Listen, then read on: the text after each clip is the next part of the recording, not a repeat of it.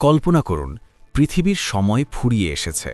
হঠাৎ একদিন মাটি প্রবল কম্পনে ফেটে গেল, আর সেই ফাটল থেকে বেরিয়ে এলো এমন এক অদ্ভুত ও বিশাল প্রাণী যা এর আগে কোনো মানুষ কখনো দেখেনি। সবচেয়ে ভয়ঙ্কর ব্যাপার হলো, এই প্রাণীটি কোনো সাধারণ পশুর মতো গর্জন করবে না, বরং সে মানুষের ভাষায় আপনার চোখের দিকে তাকিয়ে সরাসরি কথা বলবে। হ্যাঁ, এটি কোনো হলিউড মুভির কল্পিত দৃশ্য নয়, কিংবা কোনো রূপকথার গল্পও নয়। ইসলাম ধর্মে শেষ বিচারের দিন বা কেয়ামতের অন্যতম বড় এবং সবচেয়ে বিস্ময়কর একটি নিদর্শন হল এই প্রাণী, যাকে বলা হয় দাব্বাতুল আর্দ। কিন্তু কে এই দাব্বাতুল আর্দ? দেখতে কেমন হবে এই প্রাণী? আর পৃথিবীতে এসেই বা সে কী করবে? চলুন আজকের ভিডিওতে কোরআন ও সহি হাদিসের আলোকে এই রহস্যময় প্রাণী সম্পর্কে বিস্তারিত জেনে নিই।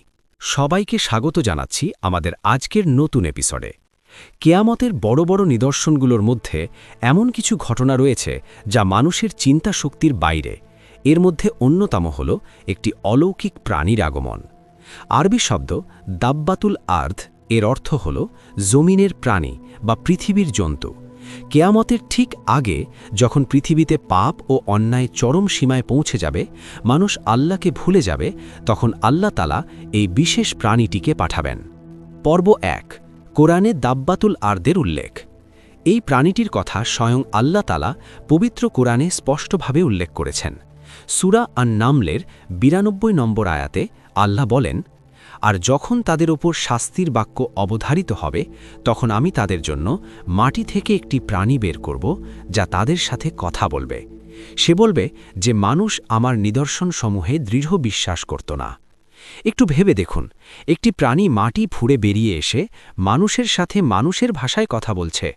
এই দৃশ্যটি কতটা ভয়াবহ এবং একই সাথে অলৌকিক হবে। তাফসির কারকগণ বলেন, প্রাণীটি বেরিয়ে এসে মানুষকে সতর্ক করবে এবং বলবে যে সত্য ধর্ম ইসলামকে যারা অস্বীকার করেছিল, তাদের চূড়ান্ত পরিণতি এখন সামনে। পর্ব ২। কখন আসবে দাব্বাতুল আর্দ? এখন প্রশ্ন হল, দাব্বাতুল আর্দ ঠিক কখন আত্মপ্রকাশ করবে? সাহি মুসলিমের একটি হাদিসে হযরত আবদুল্লাহ ইবনে আমর রাজিয়াল্লাহু তাআলা আনহা থেকে বর্ণিত আছে, রাসূলুল্লাহ সাল্লাল্লাহু আলাইহি ওয়াসাল্লাম বলেছেন, কেয়ামতের প্রথম বড় নিদর্শনগুলোর মধ্যে একটি হল পশ্চিম দিক থেকে সূর্যোদয় হওয়া এবং দিনের বেলায় মানুষের সামনে দাব্বাতুল আর্দ বা প্রাণীটির আত্মপ্রকাশ করা।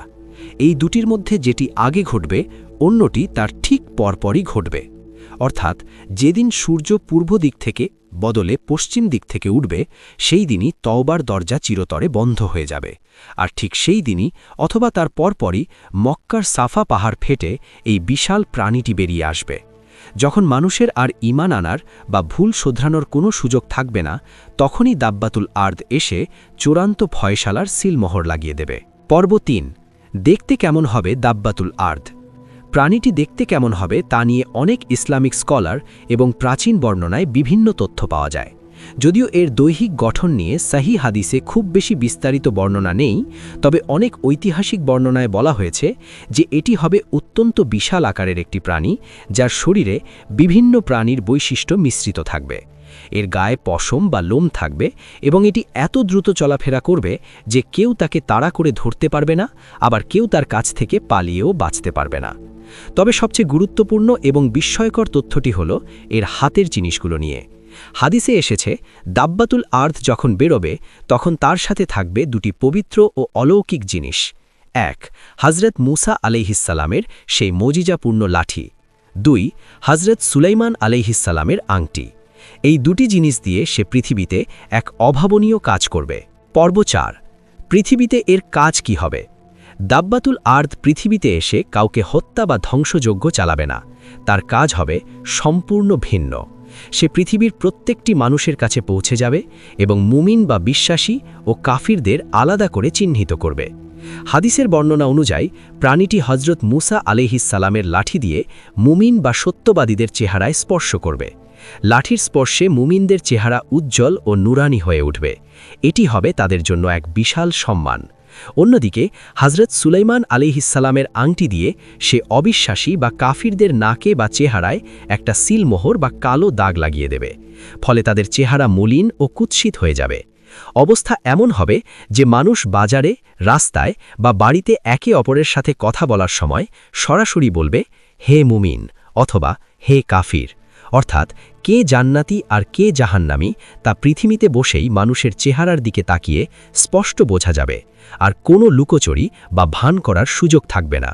দাব্বাতুল আরদের আগমন আমাদের জন্য এক বিশাল সতর্কবার্তা।